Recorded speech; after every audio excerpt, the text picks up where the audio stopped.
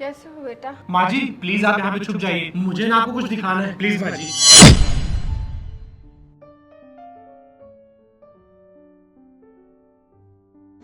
खुशी, मम्मी आ रही है, कुछ अच्छा सा बना लेना खाने के लिए। क्या बोला तुमने? मम्मी आ रही है?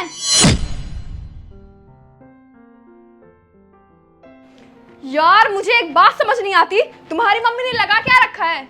मैंने लास्ट टाइम उनको कितना बेइज्जत करके निकाला था, फिर भी वो आ रही हैं।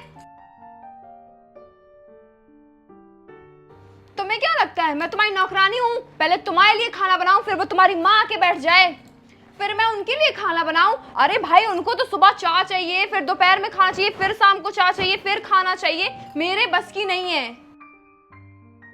घर की नौकरानी नहीं हूं मैं। यार खुशी, मैंने थोड़ी ना बोला है कि तुम इस घर की नौकरानी हो, और वो भी तो मेरी माँ है यार। 2-3 दिन के लिए आ जाएंगे तो क्या ही हो जाएगा। तुम तो यार छोटी छोटी बातों में गुस्सा करने लगती हो। 2-3 दिन की बात नहीं है हिमांशु, वो बोलती तो है कि 2-3 दिन के लिए आ रही हूँ, फिर यहाँ डेरा जमा के बैठ जाती है। मेरे बस का नहीं है।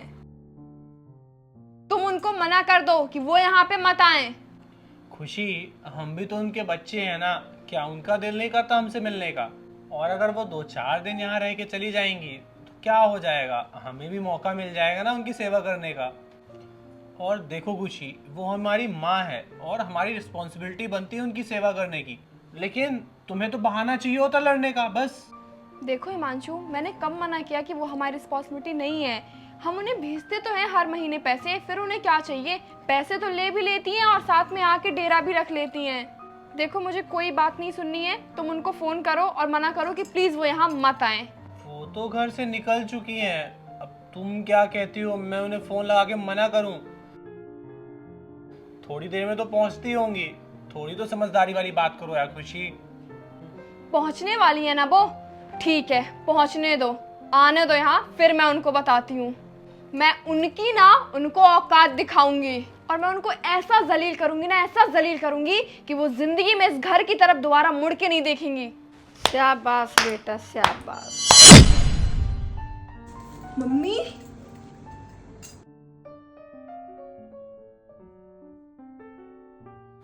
क्या हुआ? तुम्हारे चेहरे का रंग क्यों उड़ गया? अभी हिमांशु की मम्मी आने वाली थी, तुम तो उन्हें बहुत गालियां देने वाली थी।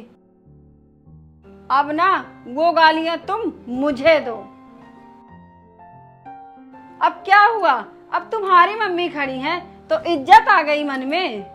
और यही सिखाया था हमने, यही संस्कार दिए थे कि यही अपने घर में बैठ के और अपने ही पति के घर में आग लगाओ। और खुशी, मैं ना तब से तुम्हारी मम्मी की ही बात कर रहा था। मेरी मम्मी नहीं आने वाली थी, तुम्हारी मम्मी आने वाली थी। और देखिए ना अपनी बेटी के संस्कार, आज मैं अगर अपनी फैमिली से अलग हूं ना तो सिर्फ आपकी बेटी की वजह से। देखा मम्मी जी, ये आप लोग को कितनी इज्जत देती है। देखा मम्मी जी, जब इसे पता चला मेरी माँ आ रही है तो इसकी टोन क्या थी, और जब इसने आपको देखा तो इसकी तो टोन ही बदल गई। दमान जी, मैं क्या बोलूं आपसे, मुझे तो आपसे नजर मिलाने में शर्म आ रही है। अपनी बेटी की तरफ से मैं आपसे माफी मांगती हूँ। मम्मी जी प्लीज आप ऐसे हाथ मत जोड़िए, मैं भी मजबूर था, मेरे पास और कोई चारा नहीं था। मुझे ना इसकी सच्चाई आपको दिखाना था, बस इसीलिए मजबूरी में आपको मुझे बुलाना पड़ा। मम्मी जी मैंने इसे समझा समझा के थक गया, अब आप ही इसे समझा सकती हैं। हम एक ही परिवार हैं, मिलजुल के रहते हैं, लेकिन ये बात इसके समझ में नहीं आ रही है। आज मैं इतना कामयाब हूँ लेकिन फिर भी मैं अपने परिवार से अलग रहता हूँ, इसका कारण ना सिर्फ और सिर्फ खुशी है। असली बात तो ये है माँ जी कि ये रहना ही नहीं चाहती उनके साथ। अगर आपकी औलाद आपके साथ ऐसा करे तो आपको कैसा लगेगा? सही तो कह रहे हैं दामाद जी, जो जैसा करता है वैसा भरता है, और समय का पहिया चलता रहता है। आज जो तुम उनके मम्मी पापा के साथ जो कर रही हो, वही कल तुम्हारे माँ बाप के साथ भी हो सकता है। तुम्हारे भैया भाभी कल को मुझे घर से बाहर निकाल दे, दर दर की ठोकरें खाने पड़ेंगी, भीख मांगना पड़ेगा, तो तुम्हें कैसा लगेगा? नहीं मम्मी, भाभी ऐसा नहीं करेंगी, मुझे उन पे पूरा यकीन है, वो आपसे बहुत प्यार करती हैं। मतलब तुम नहीं प्यार करती दामाद जी की माँ से? वो तुम्हारी माँ नहीं है। एक बात बताओ बेटा, एक बहू बेटी जब बनती है जब अपने माँ बाप जैसे अपने सास ससुर को प्यार करे। तुम अगर उन्हें प्यार दोगी, इज्जत करोगी, सम्मान करोगी तो वो भी तुम्हें दोनों हाथों से गले लगाएंगे।